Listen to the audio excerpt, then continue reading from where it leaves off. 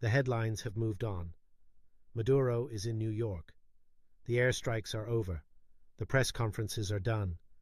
But the real story is just beginning. What happened in Venezuela is not a courtroom story. It is a systems story. This analysis steps away from the spectacle and looks at what actually happened, not through personalities or politics, but through structure. It traces how an operation framed as law enforcement sits inside a much larger strategy involving resources, trade routes, and the control of economic systems that shape global power. For years, pressure was applied quietly. Sanctions hardened, financial channels narrowed, energy markets shifted, China's economic footprint expanded across South America. Venezuela did not suddenly become important. It became unavoidable.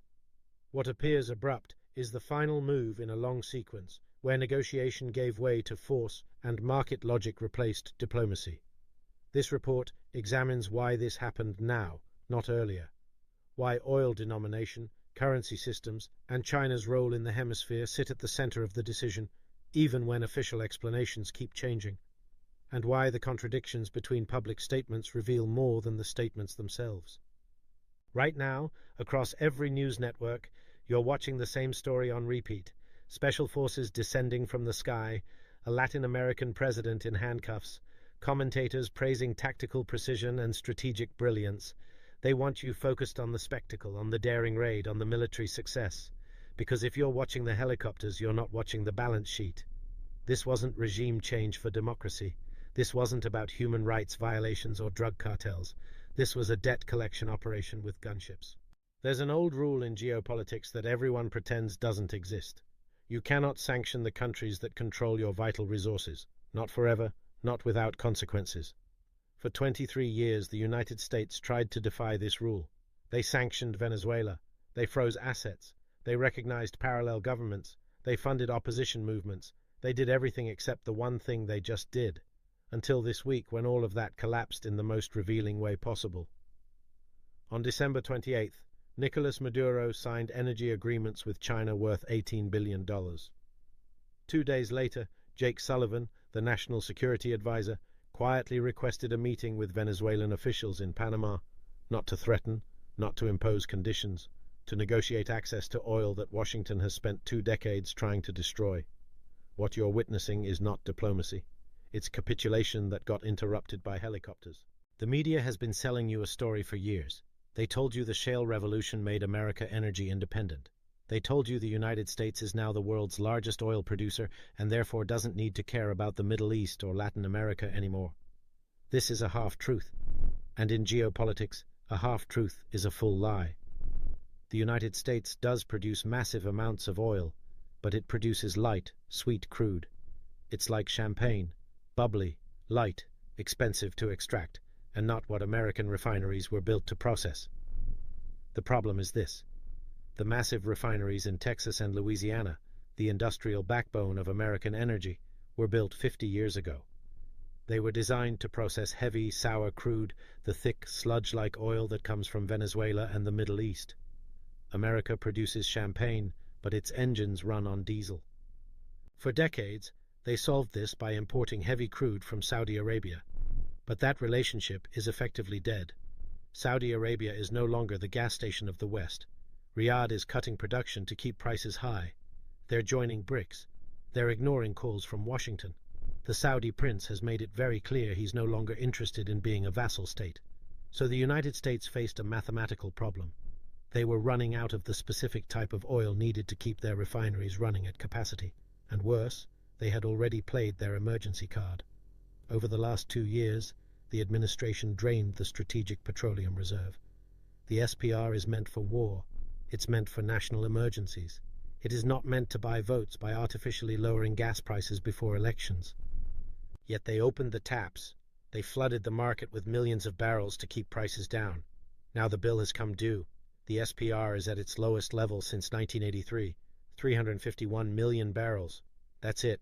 Under the Biden administration, 180 million barrels were released in 2022 alone to control prices after the Ukraine conflict started. Those barrels have not been replaced.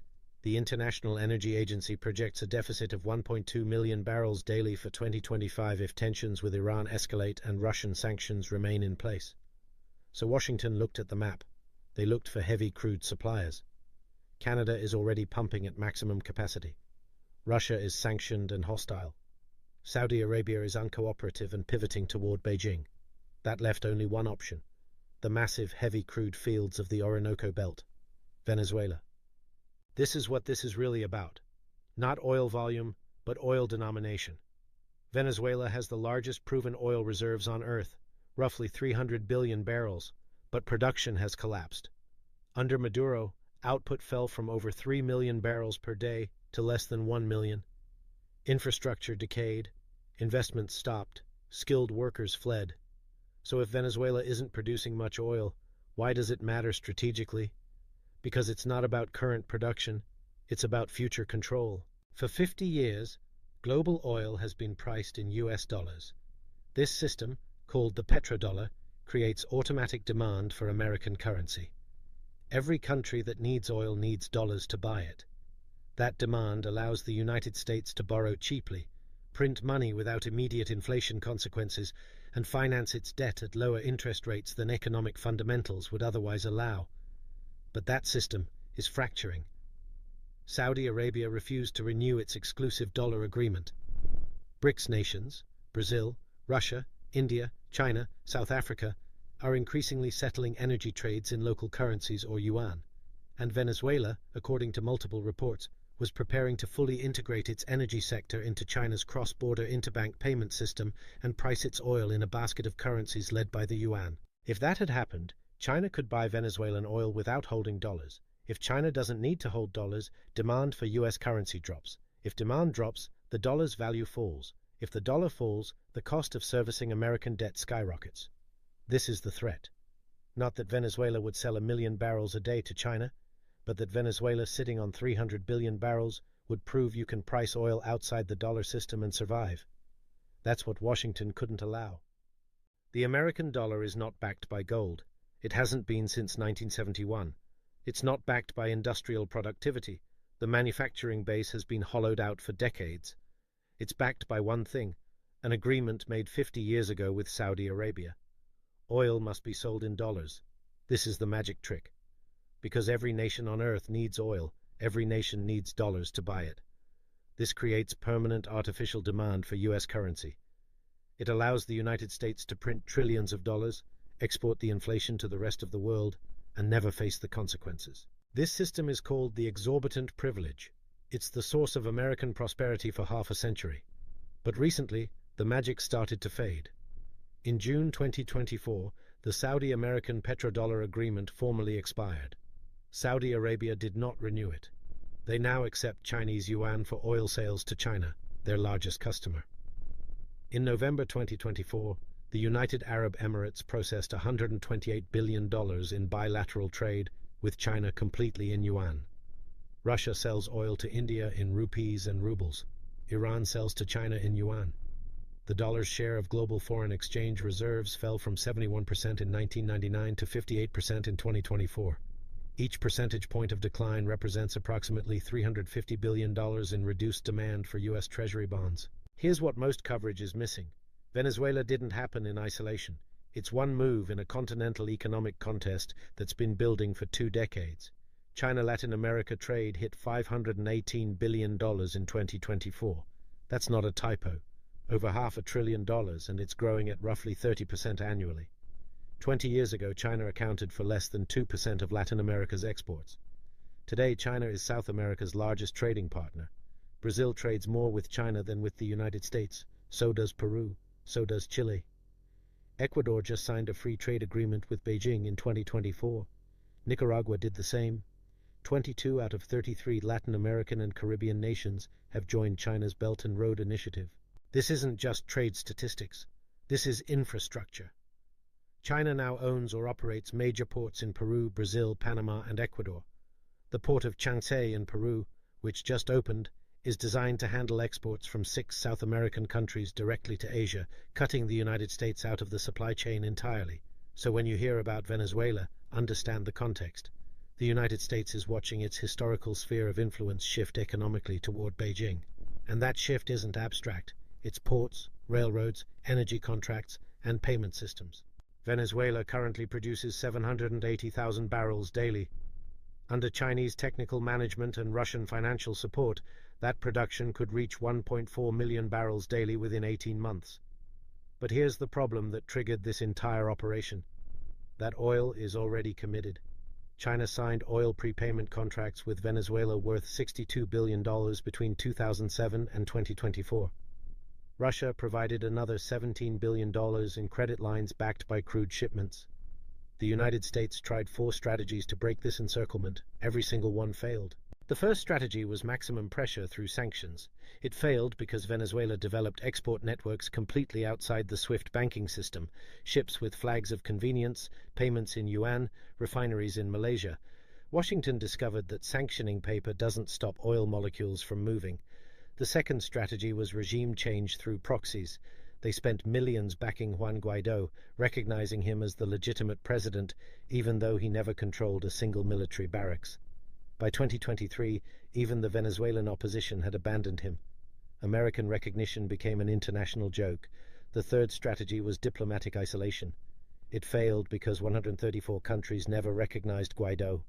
Latin America, including Brazil, Colombia, and Mexico, restored full diplomatic relations with Caracas between 2022 and 2024, completely ignoring Washington's objections. The fourth strategy was conditional licenses, allowing companies like Chevron limited permission to operate in Venezuela, but with strings attached. This is failing right now because Maduro learned the fundamental lesson. Never trust American concessions designed as control levers, and then came the final trigger. Intelligence reports that mainstream media is conveniently ignoring suggested that Caracas was preparing what financial analysts were calling a nuclear option. Venezuela was on the verge of officially integrating its energy sector into China's cross-border interbank payment system CIPS. They were preparing to price their entire reserve, the largest on Earth, not in dollars, but in a basket of currencies led by the yuan and backed by gold. If this had happened, it would have been a signal to the entire global South. It would have proven that you can possess massive resource wealth outside the American banking system and survive. Washington saw this as an existential threat. So Washington had a choice. Accept the new multipolar reality and negotiate as an equal partner, or use the one asset they still have in abundance, military force. They chose the gun. The operation itself was, from a purely tactical standpoint, extraordinary. Delta Force operatives extracted Maduro from his residence. No American casualties. Maduro is now on a U.S. warship heading to New York to face a sealed indictment that's been waiting since 2020. Trump at the press conference couldn't contain himself. He said, "You're probably never going to get to see what I saw last night. It was amazing. These guys were moving so fast." He was watching it in real time from Mar-a-Lago like it was a reality TV show, which in his mind it was. But here's where the spectacle ends and the consequences begin. Trump and Marco Rubio were asked repeatedly at the press conference, "Who's going to run Venezuela now? How long will American forces be there? What's the plan for governance?" And they had no answer. Trump did say that American oil companies will go in and help Venezuela rebuild its energy sector. He was very explicit about this. He said it's pathetic how much they've been producing given their reserves, and American companies will fix that. He said the oil would go to other countries and to the United States as reimbursement for damages. Rubio walked it back the next day, said the U.S. doesn't need Venezuelan oil, said this is about governance, not resources. But the contradiction tells you everything. Trump says what the operation is about. Rubio manages the diplomatic fallout. Venezuela is not Panama. This is not 1989 when George H.W. Bush sent forces in to remove General Noriega. Panama had 3 million people. Venezuela has 30 million. Panama had a massive American military base in the strategically vital Panama Canal. Venezuela has neither. More importantly, Maduro was not a personalist dictator. This wasn't like removing Saddam Hussein or Gaddafi, where the entire state structure revolved around one individual. Maduro rose within a system, the Chavista system, a network of generals, intelligence chiefs, judiciary officials, and paramilitary groups called colectivos that control everything from ports to food distribution. The defense minister is still in place. The interior minister, Diosdado Cabello, one of the most powerful figures in the regime, is still there. The vice president, Delcy Rodriguez, is still there. All of these people control pieces of the economy. Venezuela has multiples more generals compared to the average soldier than anywhere else on earth. About 20 times as many as you would expect in a normal military structure. Every general has a monopoly somewhere. They control mining concessions. They control ports. They control oil distribution. The military doesn't just defend Venezuela. The military is the economy. This is where the operation, tactically brilliant as it was, becomes strategically catastrophic because the rest of the world is watching. Every country in the global south, from Nigeria to Brazil to Indonesia, is looking at Venezuela and thinking the same thing. If we refuse to sell our resources in dollars, will they come for us next? This fear does not create loyalty. It creates an exodus. At the BRICS summit in Kazan, Russia, in October 2024, Vladimir Putin announced the development of BRICS Pay, a blockchain-based cross-border payment system that completely bypasses the US dollar. Brazil is already piloting it for agricultural trade. South Africa processed its first diamond transaction in November. Iran and Russia are settling arms sales through it. Venezuela has just applied for formal BRICS membership. If accepted, and it will be, its 303.8 billion barrels of oil reserves will be integrated into an economic architecture completely isolated from Washington. The transition has already happened. The world simply hasn't realized it yet. China's official gold reserves increased by 225 tons in 2023 alone. Actual purchases are probably double that, made through Hong Kong imports that aren't fully reported. Russia was completely excluded from SWIFT in 2022. Their response? Build the financial message transfer system, now processing 30% of Russian domestic payments and expanding to 159 financial institutions in 20 countries. China launched CIPS in 2015. As of early 2025, it connects 1,423 financial institutions in 109 countries. It processes $436 billion in daily transactions, completely outside dollar-based clearing systems. The BRICS expansion in 2023 added Saudi Arabia, Iran, the United Arab Emirates, Egypt, and Ethiopia. That's 45% of the world's population, 36% of global GDP in purchasing power parity terms, and control of 72% of the planet's proven oil reserves. By attacking Venezuela to secure its oil fields, the United States has proved exactly why the world needs an alternative system. They've validated every speech Putin and Xi Jinping have ever made about American unilateralism and aggression. Before this operation, countries used the dollar because it was convenient, stable, and the infrastructure was already there. After this operation, countries will dump the dollar because holding U.S. assets now means you're vulnerable. It means your sovereignty is conditional. The Petrodollar is no longer a trade agreement. It's a hostage situation. Trump thinks he's demonstrating strength. He thinks he's showing the world that America is back, that it can project power anywhere, that it doesn't need to ask permission. But what he's actually demonstrating is desperation. A truly powerful country doesn't need to invade to secure resources. It offers the best trade deals, the best technology, the most stable currency. People want to trade with you because it benefits them. When you have to use military force to secure access to oil, when you have to threaten your neighbors, when you have to tear up the rule book and operate through pure coercion, that's not strength. That's the behavior of a declining power that can no longer compete on merit. And the world sees that. China sees it. Russia sees it. India sees it. Brazil sees it. Even allies like France and Germany see it, even if they won't say it publicly yet. The Venezuela operation has accomplished the opposite of its intended goal. It was supposed to secure American access to oil and reinforce dollar dominance. Instead, it has accelerated the global move away from dollar dependence and proven that American power, while still formidable militarily, is strategically brittle. You can win every tactical battle and still lose the war. There are three possible paths forward, none of them clean. Path 1. Controlled transition. The US brokers a deal with remnants of the existing government and the opposition. A transitional authority is established. Oil contracts are renegotiated. Revenue flows are restructured. This is the best-case scenario. It requires cooperation from multiple factions and years of institution building. Path 2. Fragmentation. The government fractures. Regional power centers emerge. Some areas controlled by military units loyal to the old regime, others by opposition groups, others by criminal networks that fill the vacuum. Oil production stays disrupted. Investment doesn't happen. The humanitarian crisis worsens. This is the Iraq-Libya scenario. Path 3. Economic counterpressure. China doesn't accept the outcome. Beijing continues buying oil through shadow tankers, provides financial support to resistance elements, uses its leverage in other Latin American countries to isolate U.S.-backed structures, turns Venezuela into a long-term economic battleground. This is the great power competition scenario. None of these paths resolve quickly, and the Trump administration hasn't articulated which one they're pursuing or how they plan to navigate the complexity. Markets are pricing in the optimistic scenario that Venezuelan oil comes back online, priced in dollars, flowing to American refineries and allied nations. But history suggests caution. Iraq was supposed to be quick. Libya was supposed to stabilize. Afghanistan was supposed to transition smoothly. Removing governments is easy. Building functioning states is extraordinarily difficult.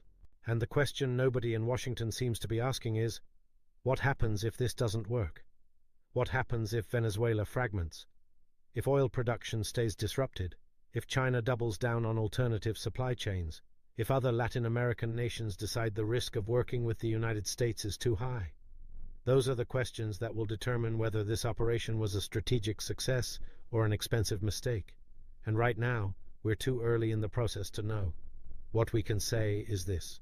The economic contest for South America is no longer background noise. It's front and center. And the stakes are oil, dollars, and global positioning. The helicopters have left Caracas. Maduro is on a warship heading to New York. The news cycle will move to the next crisis within days. Maybe it'll be Greenland, maybe Canada, maybe something else Trump tweets at 3 in the morning.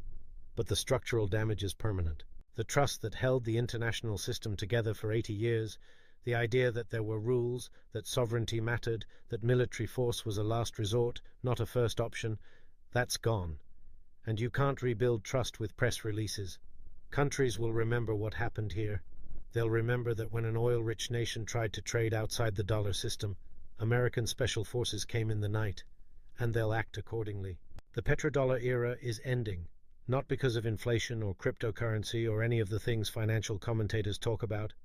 It's ending because the United States just demonstrated that the system is no longer based on mutual benefit. It's based on coercion.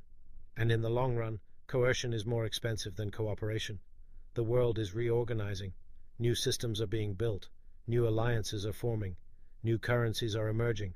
And the country that could have led that transition, that could have shaped it in a way that preserved its influence and prosperity, has instead chosen to fight it with everything it has. That's the tragedy here. Not that change is coming. Change was always coming. The tragedy is that it's going to be so much harder than it needed to be for everyone. The helicopters were just the opening scene. The real story is what comes after. And based on every historical precedent we have, what comes after is going to be considerably more complicated than the people in charge are prepared to handle.